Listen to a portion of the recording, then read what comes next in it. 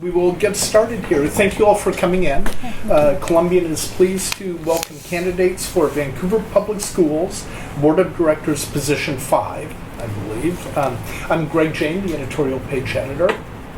I believe you met the other editorial board members. Just so you know, reporter Katie Gillespie is sitting in here. She won't be asking questions in this forum, but might want to speak with you afterwards. And we are videotaping this. We will post it on our website, unedited, for the benefit of our readers. So with that, we'll get started. Take 1 to 2 minutes to introduce yourselves. Please give a brief background and explain why you are running for this position. We'll start at this end. Okay. My name is Chris Lewis. I am a father of 3 students in the Vancouver School District, soon to be 8th grader, 6th grader, and 2nd grader. I'm also a CPA with over 16 years experience and a local business owner here in the community. My experience, I've been on the foundation for Vancouver Public Schools for 3 years, served on their finance committee. I am a mentor at the WSU Vancouver College of Business, and also volunteer over at Ridgefield High School in their marketing classes. And the reason I'm running is I'm ready to use my background and experience in accounting and finance. I've been a CPA for over 16 years. Cash flows and budgeting is kind of what I do with my clients on a daily basis. So with the latest round of budget talks, the deficit we're facing is kind of a big topic, and I feel as I'm probably the most experienced in that area to help the board move forward. Great, thank you. Okay, my name is Tracie Barrows. I am a school psychologist. I'm a wife of a teacher. I'm a stepmom. And as a school psychologist, my job really is to support students and families and teachers. That's what I do every day in the public schools. And I really believe that, lately there's, in my experience, and I know from talking to other teachers and from working in the schools, I know students have comprehensive needs. The classroom is not just about academic learning anymore. Teachers are responsible for meeting the basic needs of students. Buildings are responsible for food, clothing, meeting social, emotional, mental health needs. And I really feel that my expertise in that area can provide a valuable asset to the school board. I've worked in the public schools. I've been a school psychologist for over 12 years now. I've worked in public education as a paraeducator and with school-based behavioral health prior to that. And, I've dedicated my life towards public education. So this is not a side hobby for me or anything like that. It's really part of what I do on a daily basis. I really feel like we need to have people on the school board that understand the comprehensive needs of students, and I feel like I bring that to the table. Thank you. And I'm sorry, where do you work as a school psychologist? I have Evergreen School District. Okay, thank you. Jennifer? Hi, I'm Jennifer Hawks-Conright. I am a community leader. I've had 10 years of experience in nonprofit development and management. I am a mother of 4 kids who have either gone through or still in Vancouver Public Schools. 2 of them were in general education, 2 of them are in special education. So what is really driving me, and I was also a product of the Vancouver Public Schools, what's really driving me is the special education program and protecting our special education programs that we have, and being a parent of kids with special needs, understanding what services that we need and what we need to implement. I also know that there is a shortage of skilled laborers here in Clark County, and I would really like to implement more vocational and apprenticeship programs in our public schools so that we can build up that highly skilled laborers. And also I want to be a voice not only for parents and students, but also for our service providers, our public service employees like our bus drivers. And because of my children in the special education, their care team is part of the service providers that are often overlooked, like the bus drivers and the caretakers and the assistants and the paraeducators. So I really want to be a voice for everybody and be a voice for the community, because I am in the community. So be a holistic voice for everybody. Great, thank you. Scott? Yes, I'm Scott Dalesandro, and I am retired at the moment. I ran a logistics company down at Columbia Business Center, Columbia River Logistics, for 14 years. My education is in cost accounting, so budgeting and looking at the books is something I've done most of my life, along with human resources and managing people and processes. I don't have any kids in the Vancouver School District, nor have I ever. My son was raised somewhere else. And my granddaughter goes to Battleground, so again, I have no ties. I just want to do this for the sake of the community. As I said, I'm retired now, have the time to do things. I worry about safety, not just the student safety, but the safety of the staff, bus drivers, cooks, custodians, everybody. I worry about, we want to give the best possible education that we can afford, and afford is a big word. There are 6,700 senior citizens in Clark County that are taking some sort of property tax deferment right now. 1 out of 7 currently in Clark County is a senior citizen, and we expect that number to grow to 1 out of 6 in the next 5 years or so. So we're taxing our seniors pretty heavily right now. So we have to make sure that we can afford all this stuff. The accountability is something else that we need to do. The state legislature left a lot to be desired on this Cleary decision, and very inequitable funding was what they did. So I'd like to make sure that we get Olympia's involvement in to do it right. Great, thank you. Let's start out with, I think a couple of you mentioned affordability and the deficit in the district. And the district currently has a $8 million deficit for next year,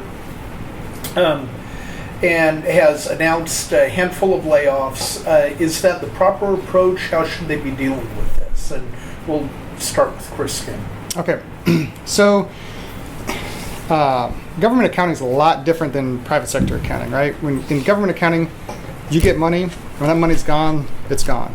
Okay. Now the district has reserves, but most of those reserves are earmarked for other things, whether it's staffing the future schools, whether it's for transportation or whatever. So they've got a small amount that's basically unrestricted that can be used for a rainy day fund, right? So the goal of the district is to have about 3% of their operating budget in this unrestricted reserve. And so they were able to tap it last year, but now we're looking at less than a 2% amount left in that reserve, which is a dangerously low level. Because if you think about, compare it to like personal finances, you know, a family of 4 they make $60,000 a year, less than 2% is $1,200 in savings. And that savings for personal is supposed to go for, you know, if you need new tires, kids get sick, co-pays, you know, whatever. And the school district's the same way. I mean, Hawk Elementary just came down with lead paint in their walls, which is unexpected, which comes out of, it's got to come out of somewhere, so it comes out of the reserve. There's, 37 buildings, give or take, in the district. So if that's a lot of roofs that could go bad, a lot of boilers that could go bad, and all that comes out of the reserve. So I feel as though that was a good patchwork to get us to this past year. But now we're looking at, in the future, where with the can now kicked down the road, it's going to be up to us to decide how we're going to fill that gap. And if we can't get permanent funding source from the state, we can't push the legislators to fully fund education like they're supposed to be doing, then we've got to be looking to either stretch our dollars, find more efficient ways to run the district, or find areas that we can not spend money on, whether that's cutting in salaries, cutting in programs, something, because we're only allotted a certain amount of money. And with that, I want to jump down to this end because, Scott, you also mentioned the budget and what we can afford. Is Vancouver doing a good job of stewardship with what the public can afford?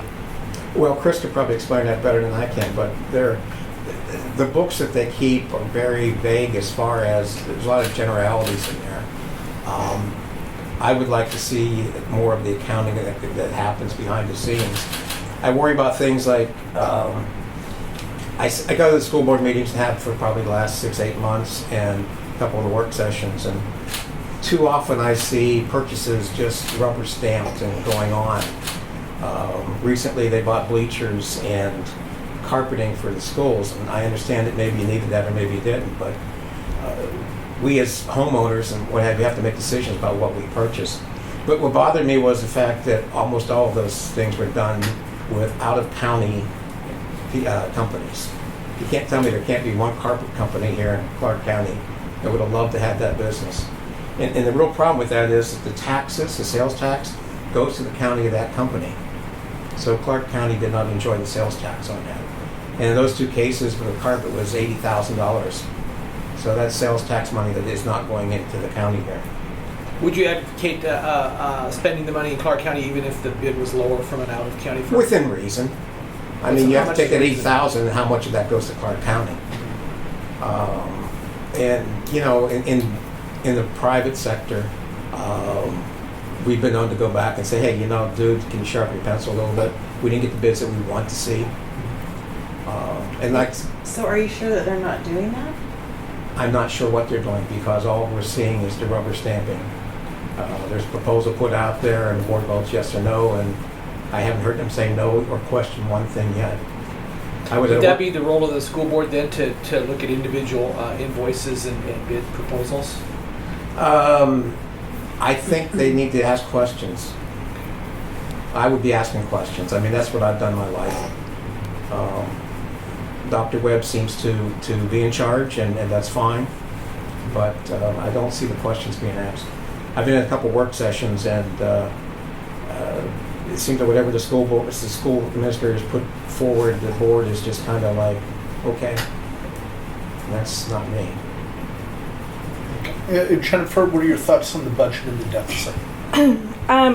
I believe that we haven't really fully explored other sustainable revenue in our school board. I've done some research from other school districts around the nation where they've implemented renewable energy into their facilities.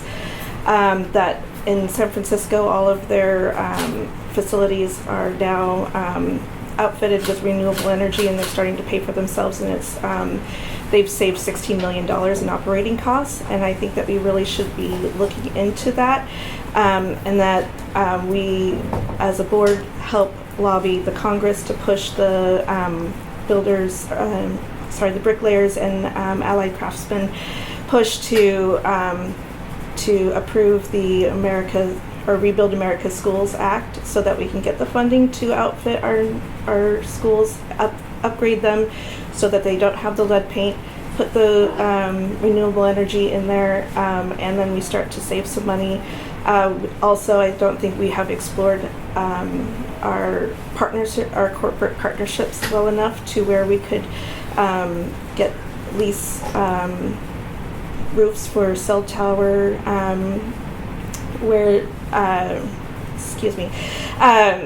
to lease the rooftops for cell towers, and in some districts that has brought in over $200,000 annually for Where's that? Who's doing that?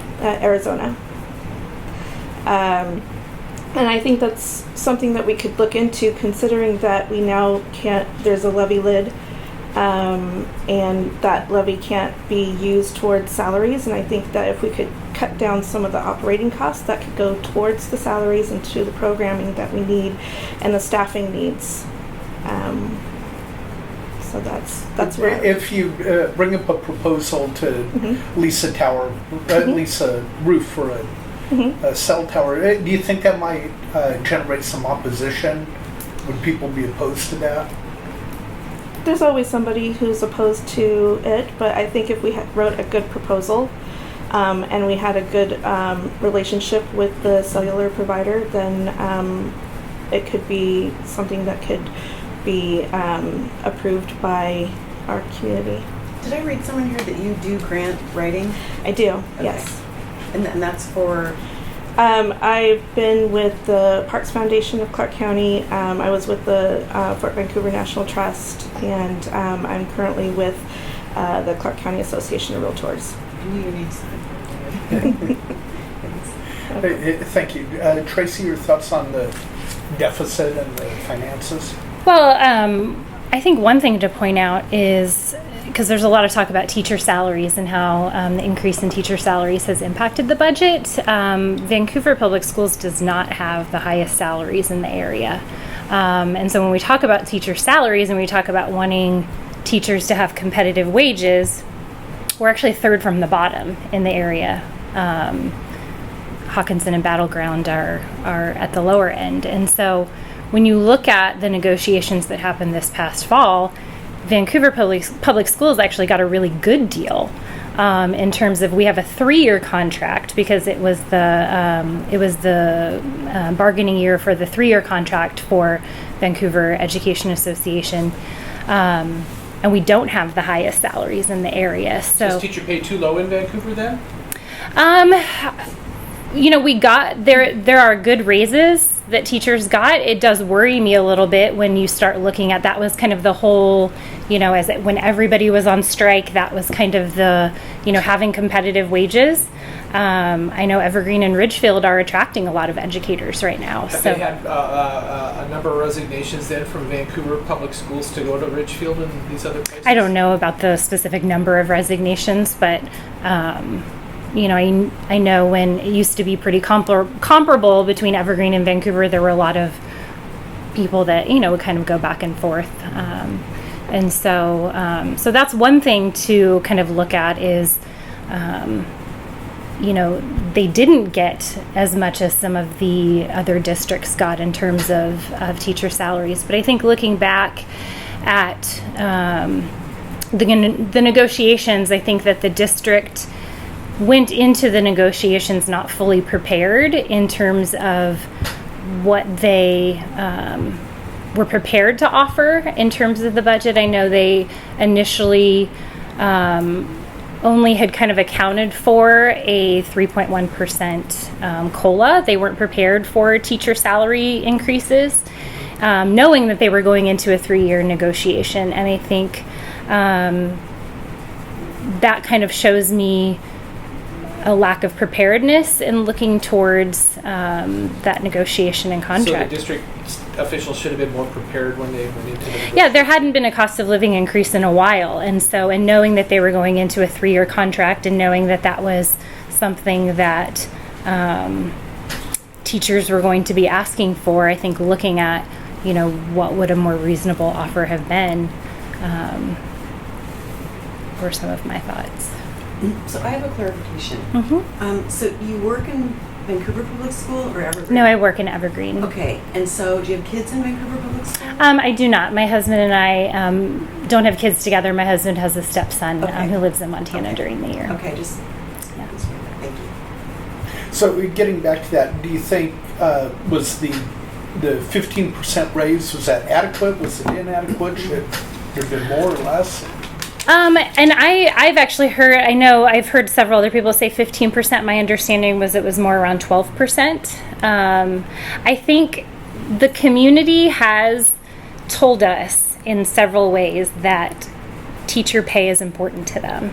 We saw that in the fall with, and that the community wants to have well-paid teachers. In the fall, the community support around the strikes, the community survey that Vancouver Public Schools did in May, the feedback was overwhelmingly that they wanted to protect the direct services to students. And so I think that is a priority of our community, and I think we need to pay attention to that. I think that is the role of the school board, is identifying priorities. It's not necessarily preparing the budget. And so as a school board, we would be tasked with really identifying the goals and priorities of the district and making sure that the budget lines up with that. Scott, how much of that do you agree with? About there. The teachers got a percentage I'm not aware of actually, but when you look at their F-195, the teachers got a $20 million raise. And that's about 54% of the budget to 56% of the budget. The school district itself, the revenue increase was $30 million. So there's a $10 million got spent somewhere else. Not sure where exactly it is. Like I said, the budget is probably 100 pages, and it's not very fine is what it is. But I don't deny teachers money. I don't deny anybody any money right now. We all should be making as much as we can. And whether or not they gave away too much or not, I don't know. What concerned me a lot was we've heard from Dr. Webb and the board for a year and a half that, not a year and a half, but a year, that they're going to have a shortfall next year, so they gave them the money anyway. But they kept talking about we're going to have to have layoffs. They even put down the jobs that were going to be eliminated. They turn around, and because people were a little upset about that, particularly the union, they ended up rescinding that whole thing and funding them through the reserves and some other money that they got from Monica Stoner and helped out there. But we have open jobs. I mean, the last I looked a couple weeks ago, there was like 20 open jobs. They keep filling these jobs. And if you had jobs that weren't necessary 3 weeks ago, 4 weeks ago, why are you filling them? Why not leave that job unattended and save the money? There's nothing wrong with that. So, given all this, would you consider yourself a fiscal conservative? Would that be accurate? Fiscal, yes. Socially liberal.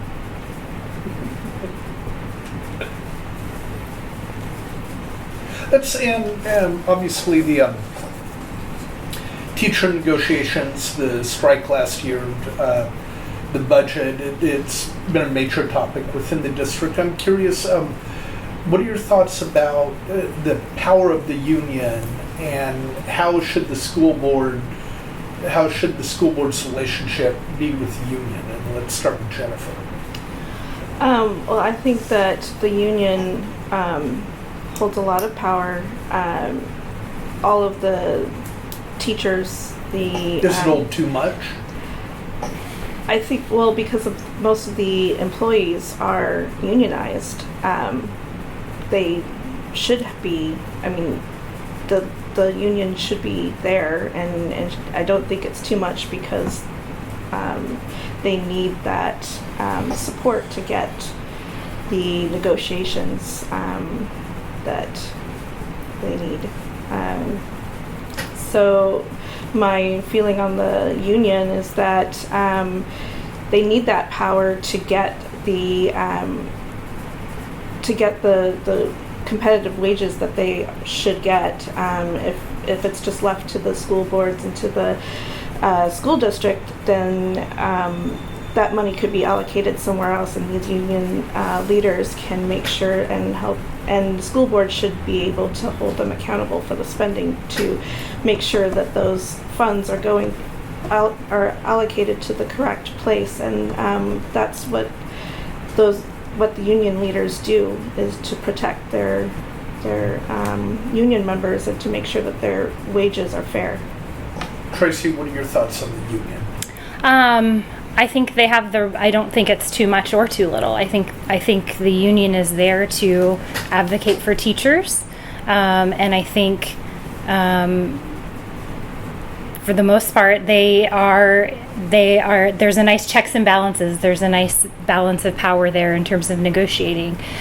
What I have seen is, as I have been campaigning and talking to the community, is I feel the after effects of this past fall, and so I feel a disconnect between either the union or the community and the school board.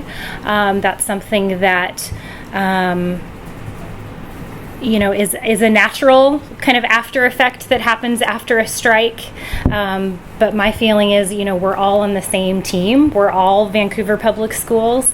And so working on rebuilding that relationship is a goal of mine, because I don't want there to be a kind of long-lasting tension between district administrators or the board and the teachers or VEA members. I feel like, or any of the other members of the other unions that are represented.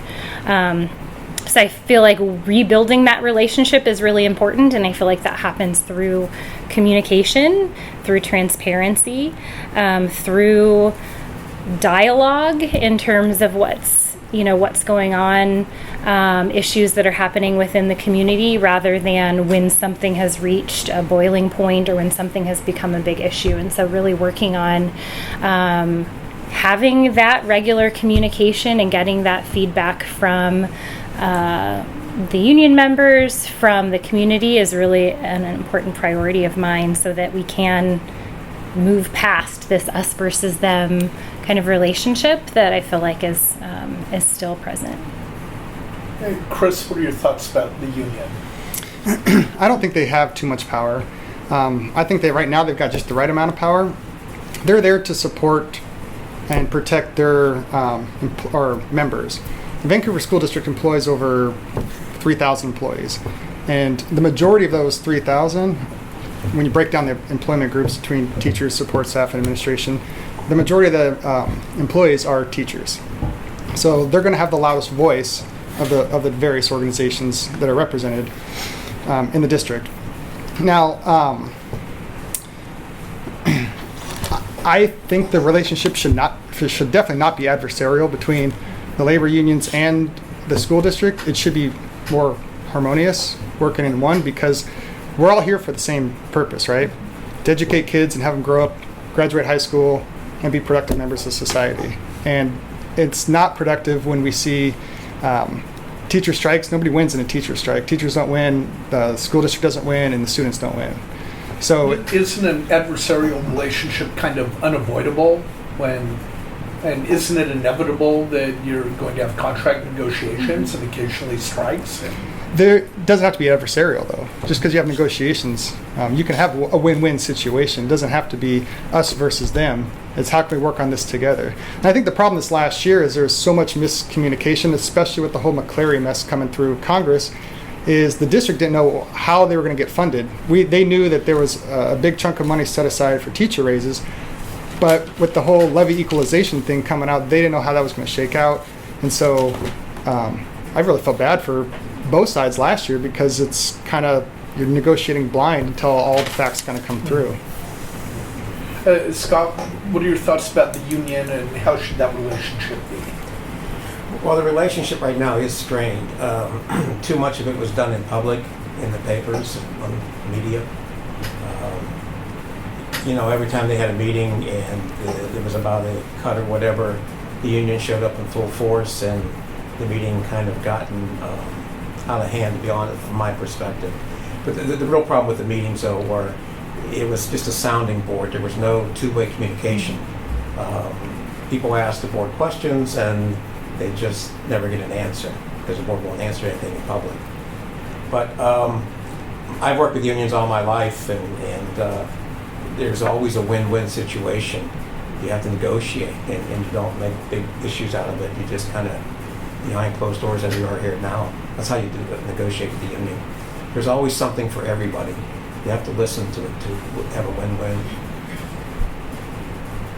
And I don't think it's irreparable. I think with the right people in there and some transparency, it can be worked out and run smooth again.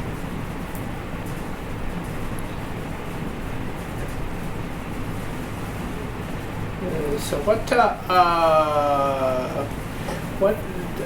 is the most needed thing for the students in Vancouver, would you say? So do they need more support from their teachers? Do they need facilities that's lacking? What would be the thing that you'd want for the kids the most, I guess? And Chris, do you want to start with that? Yeah, I'll start. I think the district does a good job of this, and I'd love to see it expand, and that's learning options. Project-based learning is becoming a real hot topic and real big thing. iTech, the new campus, should be built here within the next year, and that's going to provide 500-600 kids a way to learn in a different setting, in a different style, rather than just, here's your math worksheet, and now let's work. Every kid learns a different way. I have 3 kids. My oldest learns completely different from my younger 2 kids. And so as a parent, it's trying to find what's the way to kind of ignite the love of learning in that child. And some kids will learn one way, and then the kid next to them is going to learn completely different. And so I think having a wide variety of options available for the students to learn is going to be paramount for our students' success in the future. Jennifer, what do you think? I think right now that the biggest issue is equity in our schools and having safe spaces for our children. Right now I'm in dialogue with several minority groups and LGBT groups about how we can lessen that gap and how we can protect our children in the schools. And from just my daughter being in high school, I've heard stories of sexual assault, of harassment, domestic violence, bullying, and those, we have a zero tolerance program. We need to really be zero tolerance. We need to fix that. And I feel that we already have partnerships with the Children's Center and the Columbia River Mental Health. Why not leverage those partnerships to have mandatory intake sessions for children who are bullying or causing some other behavioral issues. I've been a mentor at McLaughlin Middle School, and just by taking time to mentor an at-risk youth who was bullying and at risk of expulsion, at the end of the school year he was on the honor roll. And I think that if we just make sure that we get the root of the problem instead of disciplining, then we can get those children back on the right track. So I see safe spaces and safer schools is the biggest need right now. Scott, what do you think? I'm asking Tracie last on purpose because she works in schools on this subject. It's my wheelhouse. Well, there are two issues that I see, and the one, of course, is the mental health part of it. My generation, mom was a stay-at-home mother. You came home from school, and she was making dinner, and she was there to help you with your homework and all that. Today's society it's a two-family earner, if there is two family members. So the kids are kind of like on their own a little bit more. So things like, we were told not to pick on other kids and all that, or you got slapped across the face and things like that. Today, you don't do those things, but bullying seems to be a huge issue in the schools. I mean, the Evergreen gentleman just a couple weeks back brought that up, and I'm like, I see it. I mean, too often you read stories where somebody will tell them go kill yourself or whatever, and it's just not right to do. Then the other part of it is we have a very diverse area around here, but I don't think our schools are. We have a large Latino population that attends to schools, and they seem to have, from judging from conversations I've had with counselors and with school teachers, a language issue. I've seen that where I worked. We had. You mean not diverse in terms of staff and not students? I had one teacher tell me that she couldn't communicate with half of the Hispanic kids in her class because they didn't understand English very well. I saw that on my job when we would try to hire people, and we had a basic aptitude test, and they basically could not fill it out. I mean, it was like 10th grade math and things. Spelling was atrocious. So we need to spend more time with the English language in certain schools. I mean, we have to have some commonality for if our society is going to succeed, and language has got to be number one, along with more counselors. Tracie, what do you think? We all know that students learn best when their basic needs are met, and basic needs meaning, it's hierarchy of needs, when their physical needs are met, when their social, emotional, and mental health needs are met. Students have had, there is an increase in mental health issues in our students. There is an increase in trauma, and that has a ripple effect on the classroom. One student in a classroom of 25 will have a ripple effect on the ability to teach and learn for all students. And the unfortunate thing is it's usually not just one student in a classroom. It's usually multiple students in a classroom who have needs outside of just learning struggles. And that's really what we need to be looking at, is how can we meet all of those basic needs. I think Vancouver is doing a great job with the Family Community Resource Centers when they increased counselor supports multiple years ago. I think that is heading in the right direction. There's a lot of talk about the achievement gap and how can we close that achievement gap. And the answer is closing the opportunity gap. And that is having high quality teachers and having students whose basic needs are met. And that's, I think, how we do that is through those support services. I've talked to teachers who have said, having a student's mental health needs addressed, having somebody in the schools that can address that would do wonders, more so than reducing the class size or doing things like that. And I think we're headed in a right direction, but I know there's a lot of strain on the resources. There are a lot of partnerships already with community mental health agencies as far as contracting or having students receive their services in the school. So having a non-school employee come in. What I've heard though is that the wait lists are crazy long. And so a student that has those needs right now might be on a wait list. There's also the need to have more bilingual mental health therapists so that students whose primary language is not English has access to those resources as well. Prevention and preventative supports are a much better return on an investment than looking at intervention services. So having those support services that can meet those needs from the get-go is going to be a lot better for our tax dollars. So as far as diversity, equity, and inclusion, is that talked about on the school board level? I mean, what is Vancouver Public Schools doing besides, you said community resource centers, but what else is going on with that? I mean, like you said, the population is completely changing at some of the schools. Mm-hmm. And how are these issues with people of color being addressed? I have not heard one word at any of the board meetings I've attended. So how do you see that? How would you address that? Well, I think Tracie said we need some bilingual help teachers. They need to attract more minorities to the schools. As far as teachers? As teachers, everything actually. Even a janitor who speaks Spanish can help out kids once in a while too. I know I've done it in my work. I had Ukrainian for truck drivers, and some of them didn't understand at times, and we had a young lady in the office and asked her to translate for us. You got to be able to communicate with people.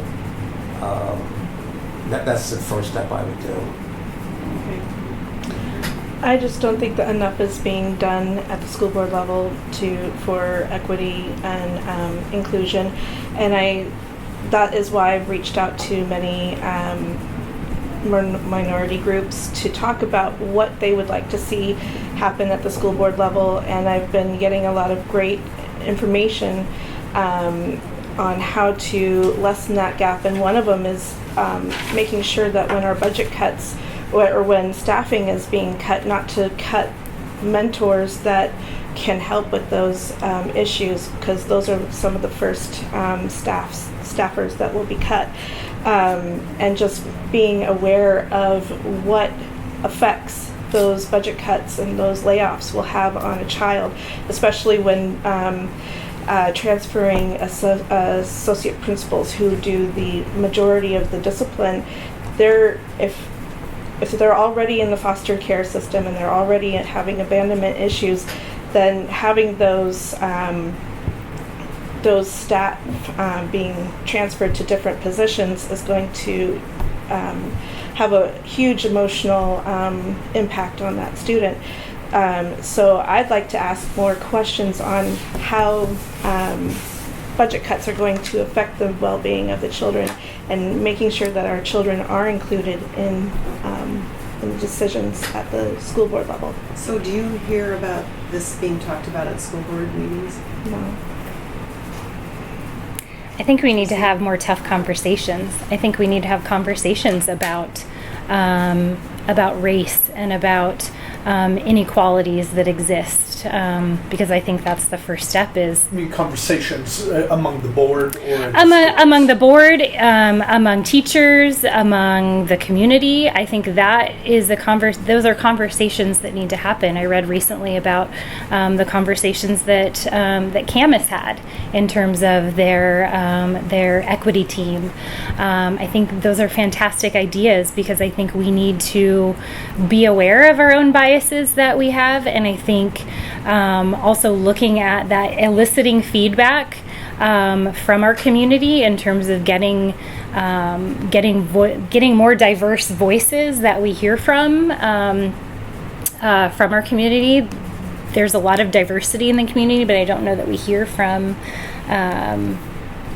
all represented parties in that, in terms of how can we better meet the needs of our low-income families, and I feel like that's, as a school board, being more accessible to the community and being more accessible for that feedback, and having those conversations, seeking that input and not just waiting for that input to come to you, I think is something we need to be seeking out, that feedback from our community and having those conversations. And learning more training for everyone on diversity and equity. I think it's also important to have conversations with the community and with the administration and the teachers and the board, so that we're all on the same page. The role of the board is really to oversee the entire district. And so once we convey our message and our goals and our beliefs, then it's up to the administration to kind of implement it.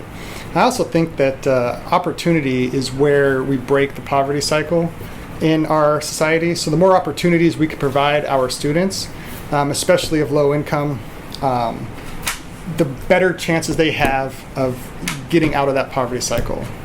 I think that's of utmost importance. So how would we go about that? How would the school district or the school board go about that? So we provide project-based learning at iTech. We've got a School of the Arts. We've got advanced placement. We've got international baccalaureate programs. Basically, if there's something that you want to do and specialize in this district, we've got magnet programs everywhere. You can go to Columbia River and take the IB program. Go to VSAA for the arts and academics.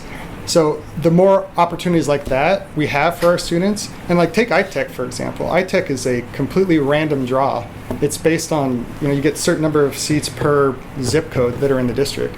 And that really helps level the playing field for every student, because instead of just whoever writes the best application gets in, it's just a blind draw. And opportunities like that, just someone that struggles with language or struggles with communication may just bomb an interview. But if they're randomly selected to go to iTech, they may find themselves just flourishing and excel. And I think the more opportunities we can provide for our students like that, I think the better off we as an entire community will be. Okay. Because I was going to say, if some of the kids can't even, finish a sentence in English, or, how are they going to be able to reach the higher level medical school and the high tech and all that, so. Right. Okay. Real quick, we'll start with Jennifer. What is the budget for the district? I'm not quite sure what exactly it is right now. Okay, Tracie? The general fund right now is $330 million. Okay. Does that sound right? It's 320. I've heard 324, 330, somewhere in that range. Okay, Scott. What kind of changes do you think the board should make regarding curriculum? Do you have anything in mind? How is Vancouver doing on that? We'll start with Tracie.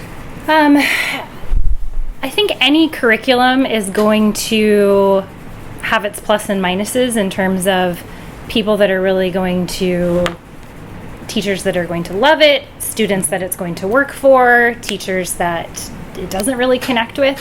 So I don't really think that curriculum is the answer as far as closing the achievement gap or helping our students. I know that, for example, with Ready Math that they're using right now, I know I hear a lot of feedback as far as how it assesses students and the time that it takes to assess students and things like that. So I think any curriculum is going to have strengths and weaknesses to it as far as how it addresses student needs. And from what you've seen, you don't have any specific changes you think need to be No specific changes as far as academic curriculum. Okay, Jennifer? I think that we need to implement more vocational programs, especially because that would also help getting children out of the poverty cycle as well if they're highly skilled in their craft, and then giving assistance to go into an apprenticeship program. So would that start at the high school level? Should it start before that? I think when I was in school, we had shop and home ec at the middle school level, and I think that we really should have something more vocational in the middle school area to get a little bit more of what what the children's interests are, and then in the high school area implement more vocational programs. And because we do have a shortage of skilled laborers here in Clark County, this would not only lessen the poverty gap or lessen the poverty cycle, but also create those skilled workers that we need here in Clark County. And not all children are bound for college. Everybody has the capability of learning and academically higher, but not everyone is interested in that. And I think that we need to open those opportunities more for our children and be proud of those opportunities for our children instead of just making sure that they're always pushing college.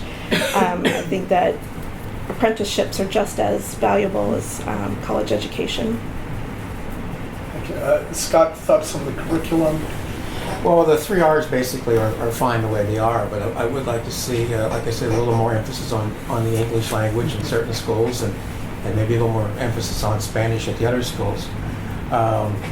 We do need to get into some sensitivity training, just like we do at the private sector, and let kids have some open discussion as to what is offensive and what isn't. I think we all could probably use more of that. And then tagging along with Jennifer a little bit, I have spoken to the union about this, but I would like to see the union actually get in and teach some classes, electrical, carpentry, whatever, some real life stuff.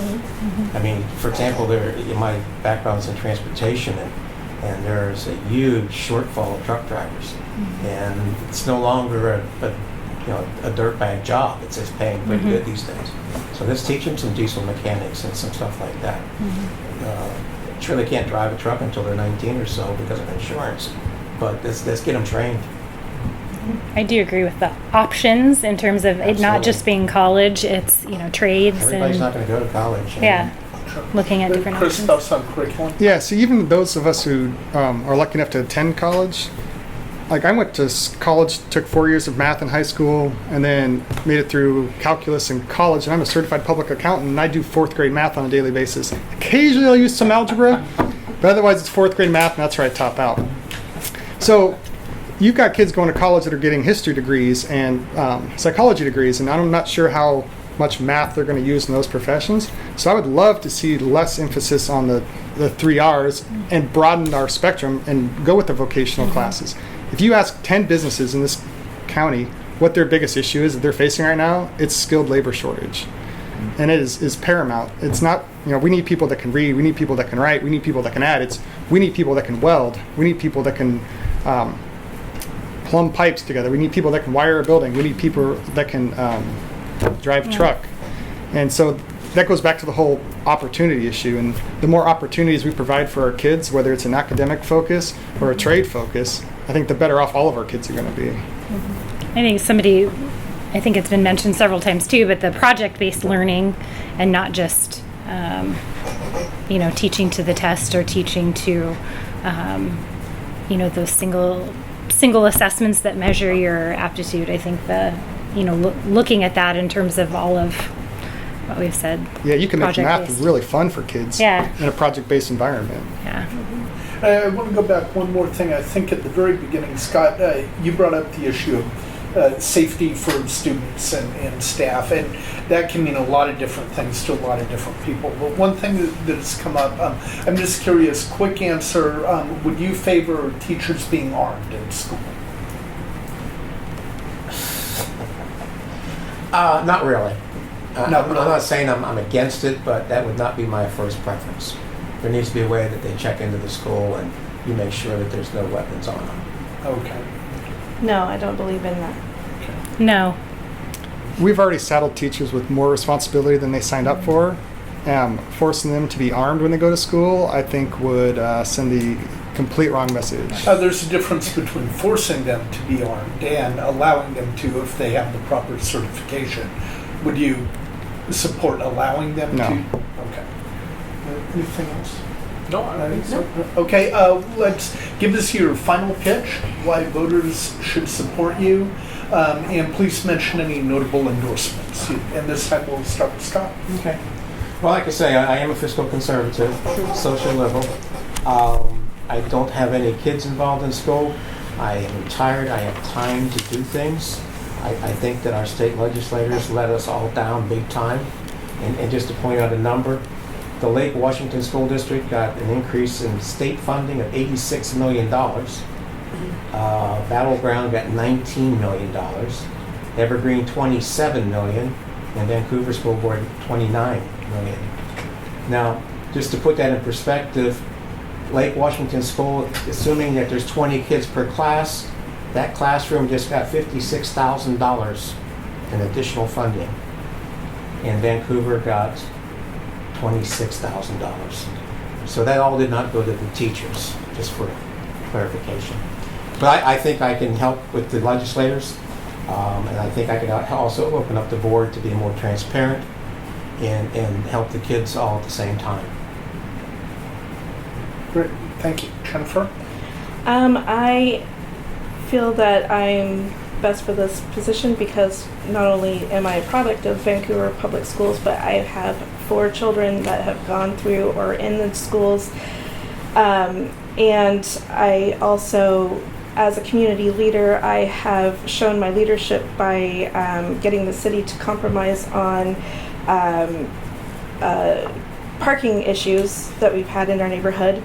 And that, so I have the knowledge to leverage my contacts and my network to get things done, and I would do the same to get the regionalization method to be stopped at the state level. I would leverage my contacts to put pressure on the state legislators.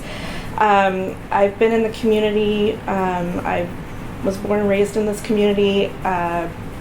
I've been a community or nonprofit development, so I have the experience for grant writing, for looking for funding from different perspectives, and I have 2 children in special education, which is a hot topic right now, considering the Senate Bill 5091. So I think I'm the best person for this position. Thank you. Tracie?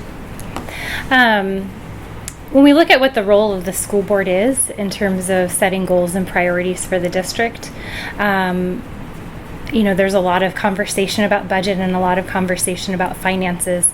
Our district has a wonderful budget department. We have a fantastic CFO. I've heard wonderful things about him. And I think when we look at the qualities of school board candidates and of school board members, the main task of a school board member is not necessarily to prepare a budget. It's to identify the priorities of our students. And I think knowing what the comprehensive needs of our students are is something, and knowing education and knowing how policies and procedures impact the classroom and impact teachers, impact the building, is needed. And we need that voice of somebody who has that experience and who understands not only academic needs of students, but social, emotional, basic needs of students. And I do feel like I'm best qualified for that job in terms of that experience and expertise that I bring to the table. As far as notable endorsements, I have been endorsed by the Vancouver Education Association. I've also been endorsed by Indivisible Greater Vancouver, the National Women's Political Caucus, several other organizations, and elected public officials. Thank you. Chris? So I've got 3 kids in the district. My youngest one, once he found out that he can go to school every day and do theater, he said, I can't wait to get to VGSAA, as he calls it. So the fact that there's as many opportunities as we have in this district is amazing to me. And leaning on my background in accounting and finance helps build a really strong board, because what you want in a board with the 5 members you have is you want 5 independent thinkers. And you don't want 5 people that all are attorneys or all are teachers, because you need a wide net to be cast. So you've got different ideas you can bounce off. You're not always going to get along, but you're always going to respect each other and respect some ideas. And that's how the best ideas are actually generated, is when you got people from all walks of life coming together. So I'm here to serve the community, the staff, and most importantly, the students of Vancouver School District. And I'm not seeking any endorsements. It's a nonpartisan position, and I kind of feel like when you are seeking endorsements from political groups, they're going to come back and want something later. And in a nonpartisan volunteer position, that's really not what I'm after. Great, thank you. Thank you all for joining us. Yes, thanks.